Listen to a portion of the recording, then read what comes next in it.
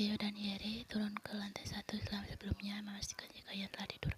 Ia sudah tak bisa menahan rasa penasarannya. Dia ingin tahu siapa Gia sebenarnya dan kenapa putrinya begitu ketakutan dengan kehadiran GH. Coba ceritakan padaku, ada apa sebenarnya ini? Tanya Gio menuntut.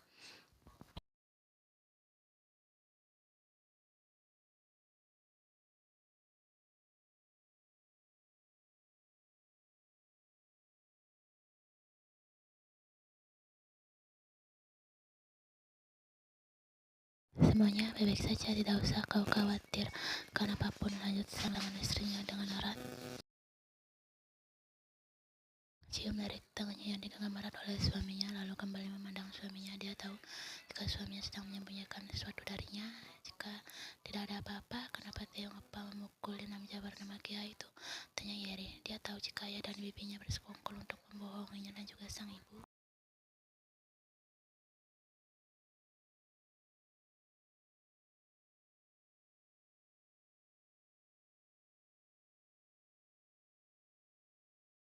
Ian memandang kedua mata Mrs. Clement.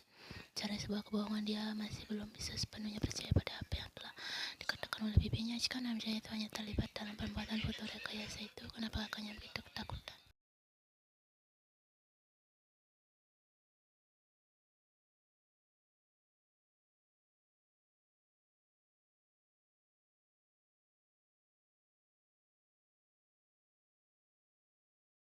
Astaga, sudah jam 5. Aku harus segera ke bandara. Heboh Yeri berlari ke lantai 1 menuju kamarnya untuk segera bersiap-siap.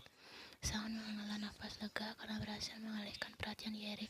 Dia kembali mengalihkan pandangannya pada istrinya, lalu tersenyum lebar untuk meyakinkan istrinya jika semuanya baik-baik saja. Dia terdiam lalu memaksakan senyum di wajahnya. Well, dia tahu jika suami dan kakaknya tidak mau memberitahu dirinya akan apa yang sebenarnya terjadi.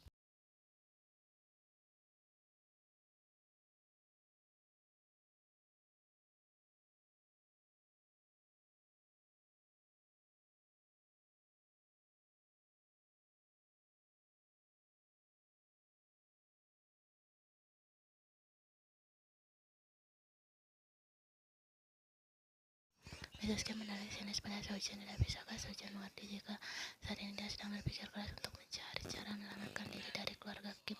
Ia sangat yakin jika Gia pasti sudah dan bisa dipastikan juga jika Taeyang sudah menceritakan semua kejahatannya pada seluruh anggota keluarganya.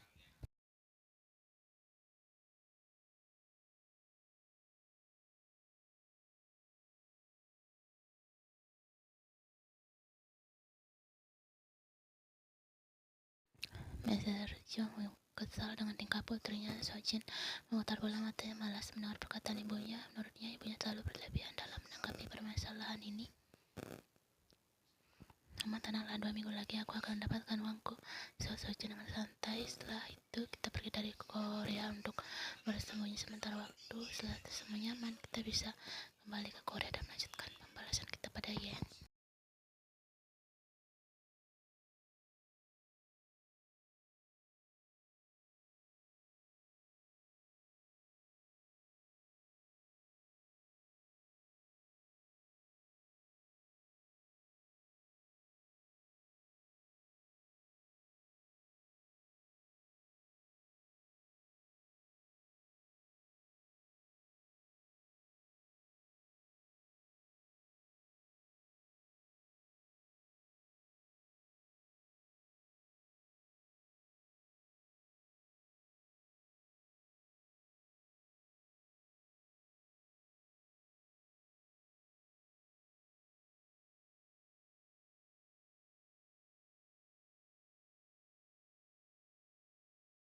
Mendengar suara pintu kamar terbuka membuat Ian tersadar dari lamunannya.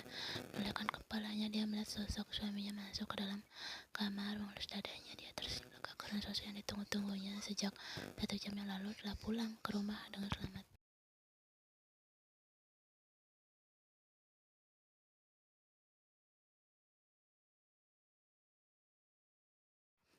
Beranjak turun dari ranjangnya, dia berjalan menghampiri Taeyong yang sedang membuka kemejanya menyisakan sebuah kaos yang lebih warna hitam.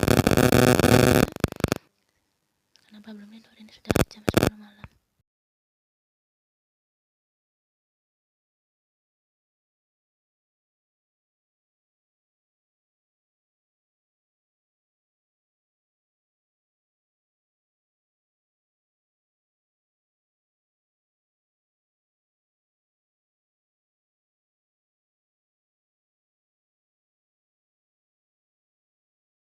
Tunggu, apa kau sudah makan? Lanjut Ian sedikit khawatir jika Taeyong sampai melewatkan makan malamnya. Taeyong terkagak geli mendengarnya, tapi tak bisa dipungkirinya dia merasa sangat senang dengan perhatian yang diberikan. Ian, aku sudah makan, tapi di kantor polisi. Ian, jangan cemas, justru aku yang harus bertanya apakah istri yang cantik ini sudah makan dan minum vitaminnya. Taeyong balik bertanya pada Ian.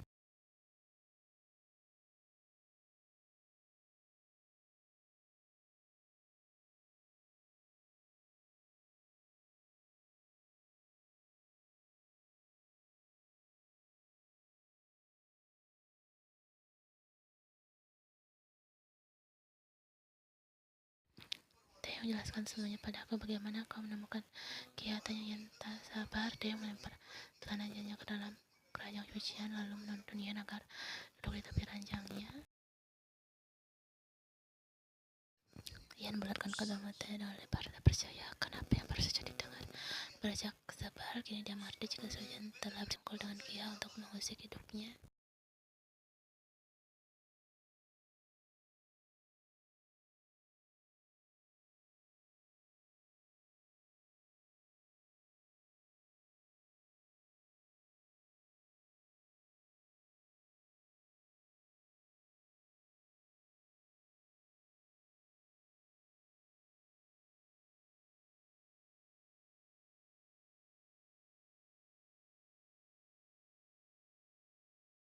Dia melemparkan rambut Ian ke belakang telinganya lalu mengejutkan Ian cukup lama. Ian dia menikmati cium-cium di keningnya, entahlah dia sangat menyukai saat dia mencium keningnya. Setelah puas, dia melepaskan ciumannya lalu beralih mencup bibir Ian sekilas.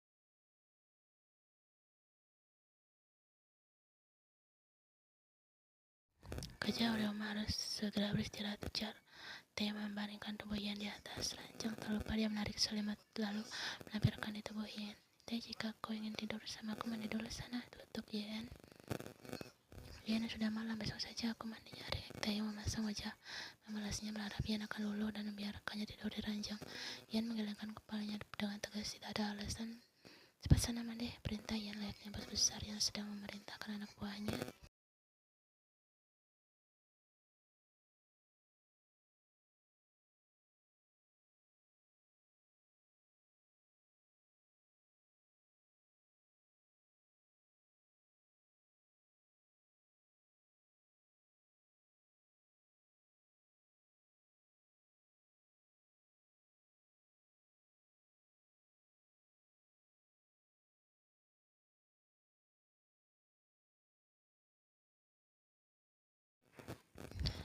Dan melakukan penyamaran, Sojan dan ibunya memberanikan diri keluar dari tempat persembunyian mereka. Sudah 1 bulan berlalu, itu artinya hari ini dia akan mendapatkan keuntungan dari uang yang diinvestasikan pada Sohee.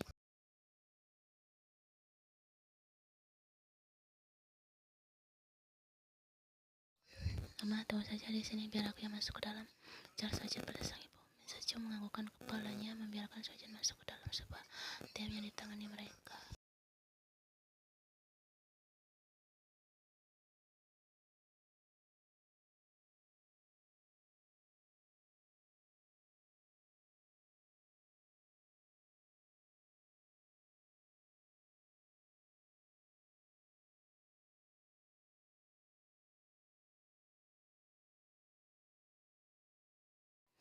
Apa ini? Bagaimana bisa saldo rekeningnya tetap nol? Dia mengeluarkan kartu ATM-nya. Dia yakin jika mesin ATM-nya pasti sudah error. Lalu rekening tabungannya tidak mungkin tetap nol karena Sohee pasti sudah menyebarkan uangnya. Maka penasaran dia beralih pada ATM mesin yang berada di sebelahnya lalu memasukkan kembali kartunya dan memasukkan PIN-nya, kemudian mengecek saldo rekeningnya. Lagi-lagi layar monitor menunjukkan jika saldo rekening Sojan nol. Perasaan Sojan berubah menjadi tidak enak. Dia mengeluarkan kartu ATM-nya lalu beranjak keluar, menghampiri ibunya sudah menunggunya.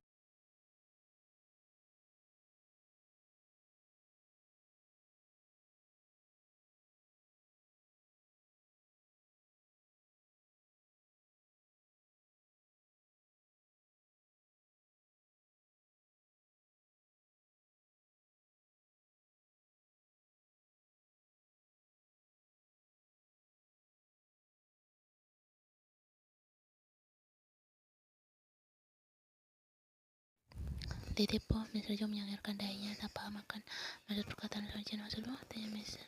Selalu diharapkan yang tidak pertama tetap nolong. Sepertinya kita telah ditipu oleh Sohi.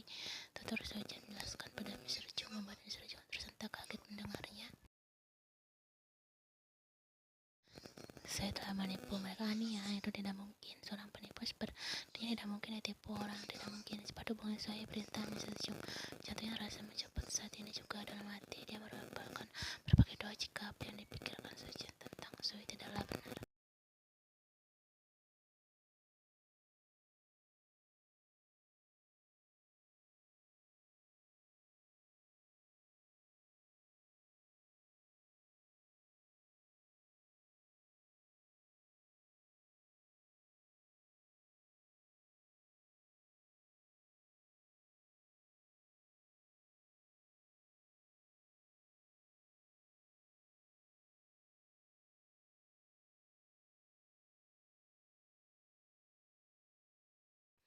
Ian tak bisa menahan senyum di wajahnya, membayangkan wajah Sojin dan ibunya pasti sedang kelimpungan memikirkan uang mereka yang hilang. Ada saja dia tahu di mana keberadaan mereka berdua. Pasti akan sangat menyenangkan karena bisa melihat secara langsung wajah frustasi Sojin dan juga ibunya.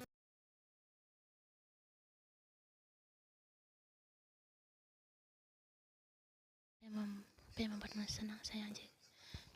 Tanya Jihyun seraya menundukkan pantatnya di samping Ian. Ian memandang wajah ibunya dengan lembut lalu menggelengkan kepalanya. Ania, aku hanya merasa sedang senang saja. Mungkin bawaan bayi, bohong Ian seraya mengelus perutnya sudah sedikit menyembul di usia kehamilan yang menginjak 8 minggu.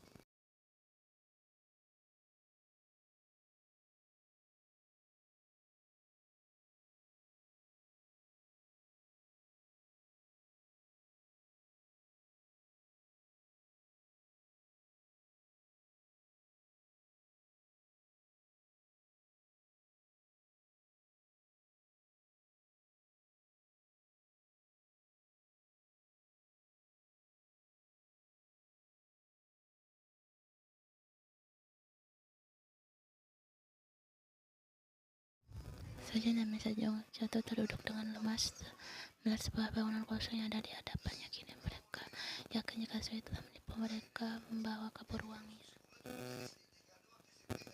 Uangku yang banyak hilang. Sojin menangis terseduh-seduh meratapi uangnya yang dibawa kabur oleh Sohi. Bahkan dia belum menyicipi sedikit pun, tapi uang itu telah raib dah bersisa sepeser pun.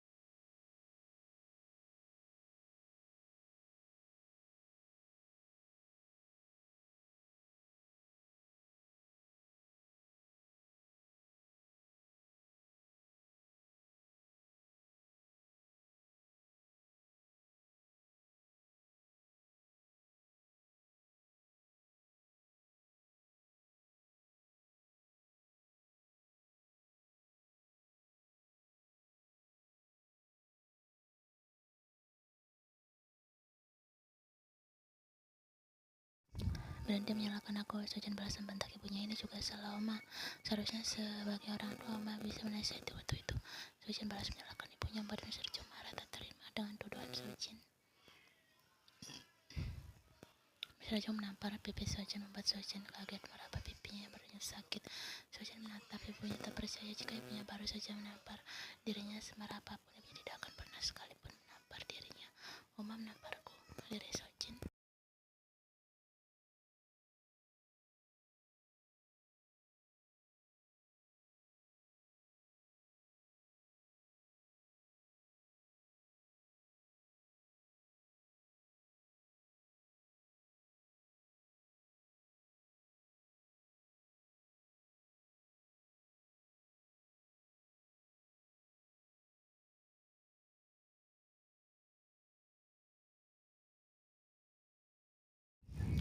Sojin kembali, nak, maafkan Oma tahu jika masalah, tapi Oma mohon jangan seperti ini sayang, teriak Mr. Jung terus berlari seraya membujuk Sojin.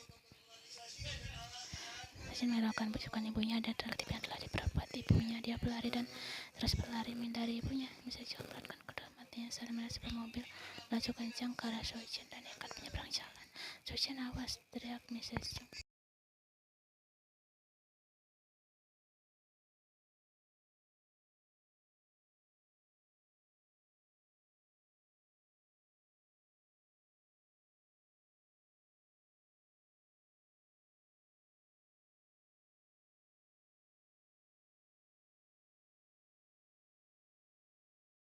Kia teriak olah-olah melihat sebuah mesin yang dihantam oleh sebuah mobil dan membuat tubuhnya terlempar cukup jauh dan menghantam mobil lain hingga akhirnya jatuh ke jalan. Saja menolehkan kepalanya saat mendengar keributan. Seketika kedua matanya membulat dengan lebar melihat ibunya adalah tergeletak di tengah jalan dengan kondisi mengenaskan.